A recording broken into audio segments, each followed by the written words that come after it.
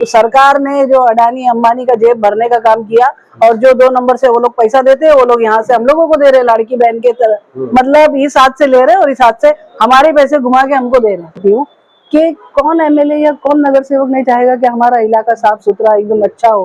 कौन एमएलए ऐसा होगा कि वो खुद नशे के तरफ लोगों को भेजता हो। आपको पता है उठे सुठे वहाँ पे मारा मारी मर्डर सिर्फ नशे की वजह से होता है। नशा कर लेते होश में होते नहीं, वो लोग चाकू मार देते, ऐसे ऐसे वारदात। तो कहते हैं अभी नवाब मलिक साहब आगे तो खत्म कर देंगे। नवाब मलिक साहब का पहले चीतागढ़ में जाके देख लीजिए, अगर वहाँ खत्म हो गया हो तो यहाँ भी हो जाएगा। तो दोस्तों आज मराठी पत्रकार संघ में यहाँ पर समाज पार्टी की पत्रकार संघ में यहाँ पर समाज पार्टी की प्रेस कॉन्फ्रेंस हुई। आप देख सकते हैं पीछे अब्बास आजमी साहब भी वाइब दे रहे हैं। हमारे साथ मौजूद है समाज पार्टी की नगर सेविका सौरभ सिद्दीकी साहिबा जो कि महिला विंग की प्रेसिडेंट भी है। आइए हम उनसे जानते हैं कि पूरा मामला क्या है, किस तरह से आज ये पत्रकार संघ रखी गई।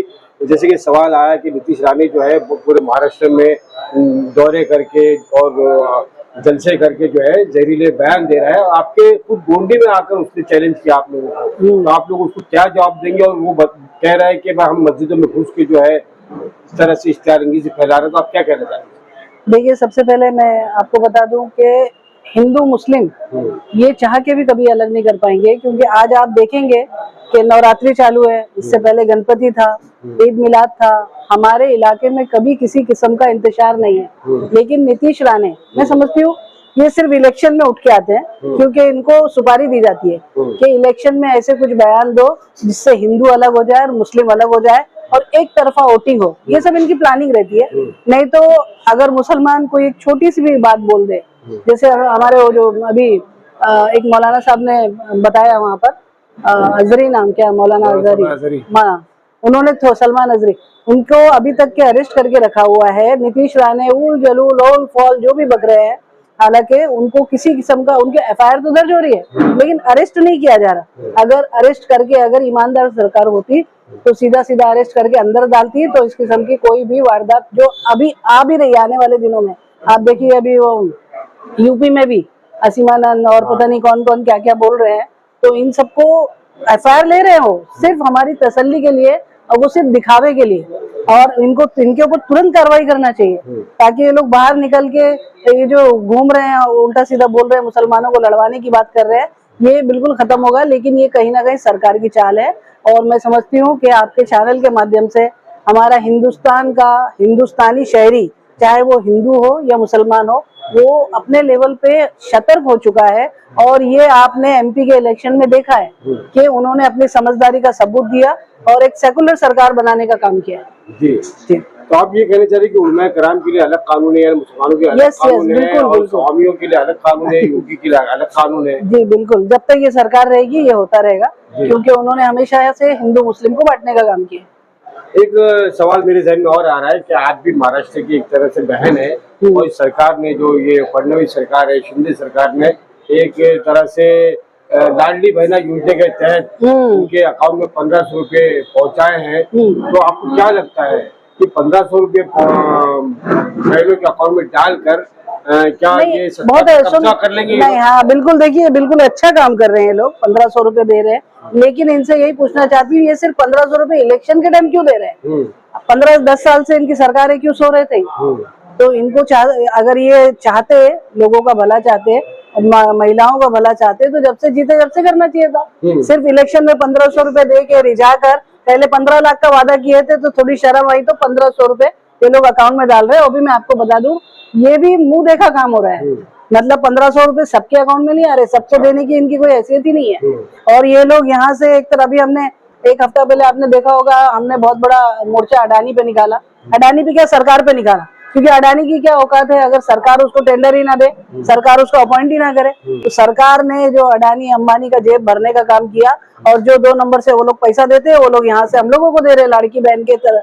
मतलब इस हाथ से ले रहे हैं और इस हाथ से हमारे पैसे घुमा के हमको दे रहे हैं। तो ये उल्लू बनाने का जो धंधा इस मोदी सरकार ने बोलो या शिंदे सरकार ने बोलो, ये कर रही है, मैं समझती हूँ कहीं ना कहीं बहुत ही वाहियात टाइप का ये वो है, मजाहिया है। मुंबई में जो है जो बिजली के जो चार्जेस है 8 रुपए यूनिट हाँ। जबकि और रियासतों में जैसे कि हम बात कर सकते हैं दिल्ली है या और जगह है, वहाँ पर बिजली की लिमिट और कई रियासतों में तो बिजली फ्री है। तो ये उस दिन हम जब मोर्चा लेकर गए तो वहाँ पे जो जिम्मेदार बैठे हुए थे अफसरान, वो लोग यही बात बोल रहे थे कि हर जगह एक जैसा नहीं हो सकता। तो हम लोगों ने उनसे वही सवाल किया कि वन नेशन वन इलेक्शन हो सकता है, तो एक जैसा लाइट का बिल क्यों नहीं हो सकता। तो कहीं ना कहीं मुंबई महाराष्ट्र वालों के साथ ये समझ लो कि लूटने का काम हो रहा है, क्योंकि सबसे ज्यादा टैक्स पेयर यहीं पर है, हम ही लोग देते हैं और हम ही से ये लोग वसूली कर रहे हैं। तो कहीं ना कहीं हमारे साथ सौतेला बर्ताव है। अगर इलेक्शन एक टाइम करने की ये लोग मांग नहीं कर सकते हैं तो क्यों नहीं ये लोग सब लाइट एक जैसा कर सकते हैं। समान कानून की भी तो बात कर रहे हैं, common civil code. Common civil code, अरे भाई ये तो कुछ भी करना चाह रहे हैं। आज इनकी सरकार में आप देखेंगे हिंदू हर कोई रोड पे है, चाहे बच्चा होने दो, बच्चे होने दो, स्टूडेंट होने दो, औरतें होने दो या जेंट्स होने दो, हर कोई आज सड़क पे आंदोलन कर रहा है। पहले आंदोलन करने की भी आजादी थी, अब आंदोलन भी जो करता है उसको उठा के अंदर कर देते हैं सरकार के खिलाफ। और जो इनके फेवर के लोग हैं वो कितना भी उड़दंग बजाए, उन लोगों को ये लोग अरेस्ट भी नहीं करते ना उन पे केस करते। ये बता रहे कि महिला हमारे राज्य में सुरक्षित है। अभी पूना में देख लीजिए कितना बड़ा हादसा हुआ है बच्चे लड़की के साथ, उसके साथ रेप हुआ, पूरा गैंग रेप हुआ। अभी की बात कर रहे हो, एक हफ्ते पहले पूना। हाँ, इससे पहले तो कई हो गए। आप कितना बदलापुर का वाकया, हमने पूरा कैंडल मार्च निकाला, उसके लिए भी हम लोग को इतना रिस्ट्रिक्शन दिया, नहीं मैडम आपको नहीं निकालना है। अरे एक महिला के साथ, एक बच्ची के साथ रेप होता है, एक छोटी स्कूल में बच्ची के साथ रेप होता है, और हम लोग एज अ महिला, बाकी पार्टी वार्टी छोड़ दो, एज अ महिला अगर एक कैंडल मार्च करना चाहे तो उसमें भी आपत्ति है इन लोगों को, और ये लोग जो उल्टा सीधा बोलकर जाते हैं उसके ऊपर कोई आपत्ति नहीं है। तो कहीं ना कहीं ये देखिए दोगली सरकार है। और आने वाले दिनों में विधानसभा के इलेक्शन में आप देखेंगे इंशाल्लाह सेकुलर सरकार ही आएगी, जो इनका जो घमंड है वो चूर चूर होगा इंशाल्लाह। और ये कई सालों तक उसके बाद में कभी ये लोग मुंह दिखाने लायक नहीं रहेंगे। एक चीज है कि आपके इलाके में अबू आसिम साहब एमएलए है, वहाँ पर ड्रग्स माफिया बहुत सक्रिय है, और ये आप लोगों को इल्जाम लगता है कि आप लोगों ने उन ड्रग्स माफिया को रोका नहीं और ड्रग्स को खत्म नहीं किया। अरे भाई देखिए, जो अपोजिशन है वो तो हमारी तारीफ करेंगे, तारीफ नहीं करेंगे, क्योंकि काम इतना हो चुका है, उनके पर कोई मुद्दा ही नहीं बचा है। तो क्या काम, कुछ काम ही नहीं हुआ। हाँ, तो उधर उनसे पूछिए ना। हॉस्पिटल नहीं 15 साल सुनिए ना, और मैं देखिए ऑन रिकॉर्ड आप देखिए 15 साल पहले किसी एक आम जनता से पूछो ना, क्या उधर पानी था, क्या सड़क पहले घर तक, सड़कें इतनी गंदी थी कि घर तक कोई रिक्शा या कोई गाड़ी जा सकती थी।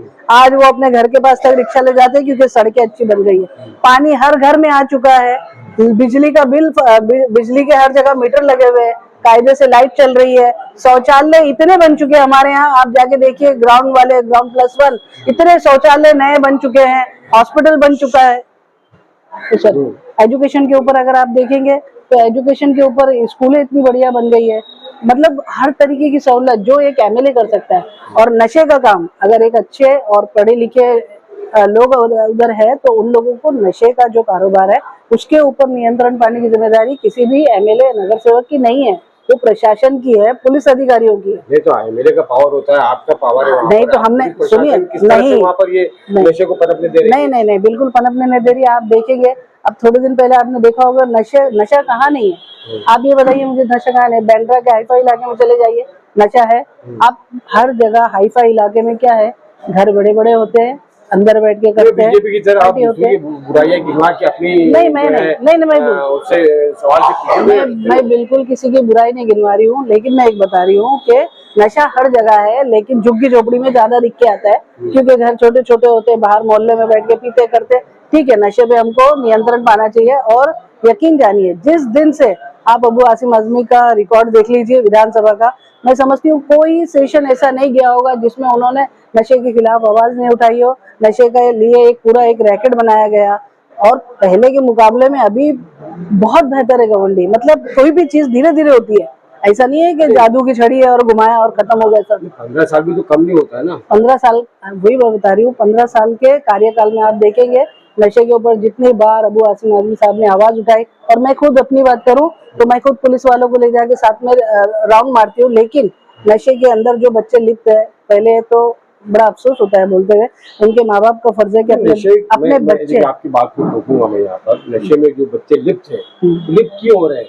क्योंकि वहाँ पर जो कारोबारी जो है वो कारोबार कर रहे हैं, उन कारोबारियों को पहले अरेस्ट किया जाए, उनसे सब कानून के तहत पुलिस उनको अरेस्ट करे, क्यों नहीं कर रही है? अच्छा, मैं एक बात, दबाव क्यों बना? अच्छा नहीं, बहुत दबाव बना रहे। हमारे लेटर देखिए, भाषण देखिए, हमारा रिकॉर्ड देखिए ना सर। आप वहाँ जाके देखिए, एरिया में घूम के पूछिए हमने क्या नहीं किया। लेकिन नगर सेवक के साथ साथ पुलिस पब्लिक जब मिल के सब काम करती है तो ऐसी चीजें ठीक होती है। जिसका बच्चा है वो भी सपोर्ट करे। अभी हम जिसको अरेस्ट कराते हैं, मैं आपको बता दूं, मैंने बहुत लोगों को अरेस्ट कराया, उनके माँ बाप हम लोगों को गालियां देते कि आपने हमारे बच्चों को अरेस्ट करा दिया, वो तो इसमें था ही नहीं, कोई एक्सेप्ट नहीं करता। अभी हमने उधर इधर डंपिंग पे भी पकड़ा गया, हमने तो किया ही नहीं, समाजवादी जबरदस्ती दुश्मनी निकाल रही है। मतलब कोई एक्सेप्ट भी तो करे और लोकल लोग सपोर्ट भी तो करे थोड़ा। अच्छा, अगर आपके घर के नहीं, अगर आपके घर के बाजू में कोई बेच रहा है तो वो खबर आप ही तो हमको देंगे कि भाई मैडम यहाँ ऐसा गलत हो रहा है। नहीं, आप मत सामने आइए ना, हम किसी को नाम बता रहे हैं, आप चुपके से बता दो कि हमारे घर के बाजू में ही हो रहा है। उस पर हमने कई लोगों पे कार्रवाई की। और मैं आपको, आप मानपुर शिवाजी नगर पुलिस स्टेशन में आइए और आप आके देखिए कि 5 साल पहले का जो रिकॉर्ड था और अभी 5 साल में क्या रिकॉर्ड बदली हुआ, कितने केस बने एनडीपीएस के। लेकिन यहाँ केस बनाते हैं और यहाँ लोग 1 हफ्ते में छुटके आ जाते हैं। अच्छी बात है, कानून उस पर सख्त बनाना चाहिए ना। अच्छी बात है, आपकी बातों से हो सकता है कुछ जो भी गलतफहमी दूर हो जाएगी। जो ये सवाल खड़ा करते हैं कि भाई बूंदी में साइंस सिटी है, अबू आसिम साहब एमएलए है, और मैं आपके नहीं और मैं एक आपके चैनल के माध्यम से ये एक बात आपसे करना चाहती हूँ कि कौन एमएलए या कौन नगर सेवक नहीं चाहेगा कि हमारा इलाका साफ सुथरा एकदम अच्छा हो। कौन एमएलए ऐसा होगा कि वो खुद नशे के तरफ लोगों को भेजता हो। आपको पता है, उठे सुठे वहाँ पे मारा मारी मर्डर सिर्फ नशे की वजह से होता है। नशा कर लेते, होश में होते नहीं और लोग चाकू मार देते, ऐसे ऐसे वारदात। और कहते हैं अभी नवाब मलिक साहब आएंगे तो खत्म कर देंगे। नवाब मलिक साहब का पहले चीतागंज में जाके देख लीजिए, अगर वहाँ खत्म हो गया हो तो यहाँ भी हो जाएगा। जाके देखिए ना, वहाँ खत्म हो गया, वो भी तो है ना 10-15 साल से, वहाँ भी जाके देख लीजिए।